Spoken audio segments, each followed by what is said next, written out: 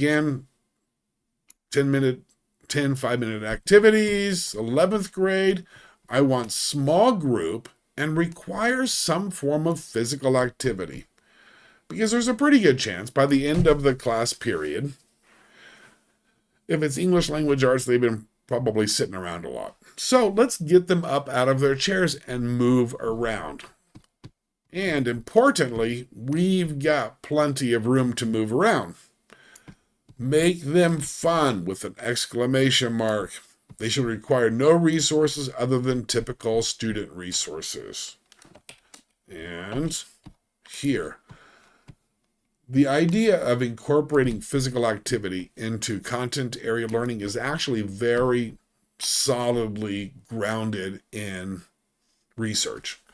When we use more of our body, we use more of our brains. When we use more of our brain, learning is accelerated.